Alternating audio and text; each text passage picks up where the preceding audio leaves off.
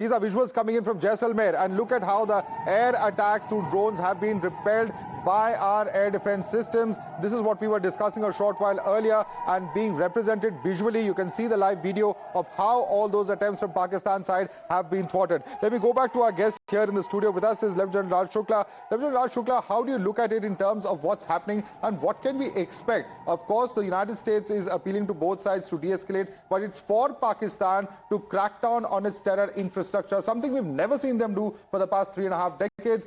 Can we expect them to take any action at all? See, I'll repeat what I began with, that this is the beginning of the end of this terror nuclear menace. It just has to end.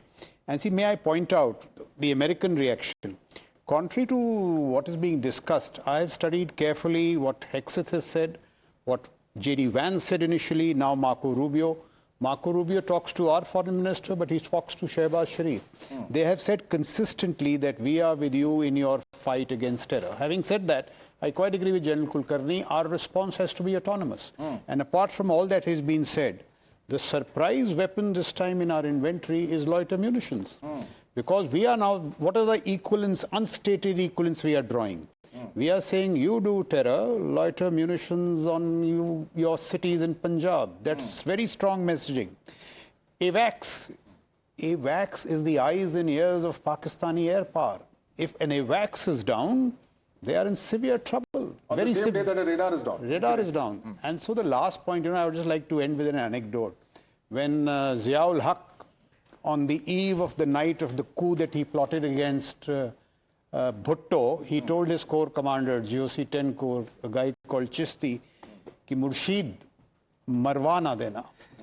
I now feel the Pakistani nation is telling Asim Munir, tumne marwa di. Why? And I'll tell you, it is a dismantling Pakistan, a desolate Pakistan, and now an isolated Pakistan. What is left?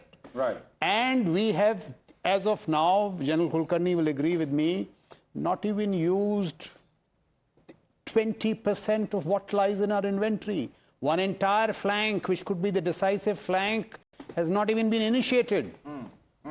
And Pakistan will perhaps have to get that message loud and clear. But General Kulkarni, you want to come in on this? Because, end of the day, the big question is how are we going to see this end? At some point of time, there will have to be a de-escalation. Judging by what we've seen the last few days, Pakistan is only wanting to escalate and escalate further. But how far can they really go? They don't have the money. Their economy is in shambles. Their whole equipment is in disrepair. They don't even have the ammunition, we're told. $38 trillion. $1.38 trillion. All right. $4 trillion. To what Jan Shukla was saying, my Subedar Major, and Ahir rang me up day before yesterday. He says, Saab, Shakti mein Shanti, in sabko bloody itka band karo hukka pani.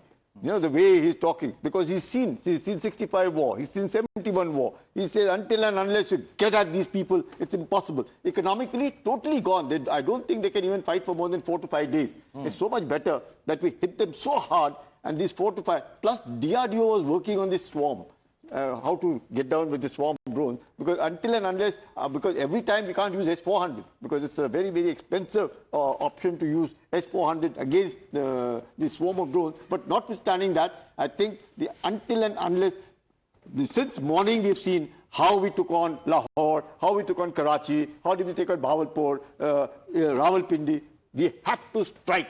We have to strike hard, irrespective, day or night. Pakistan has to realize that they are not going to be let this time. It is the end of Pakistan, because until and how else will they dismantle this terror model? It's not possible for them to dismantle. This is what is sustaining the Pak Army. Absolutely. Pak Army sustains itself on hate India. Okay. And that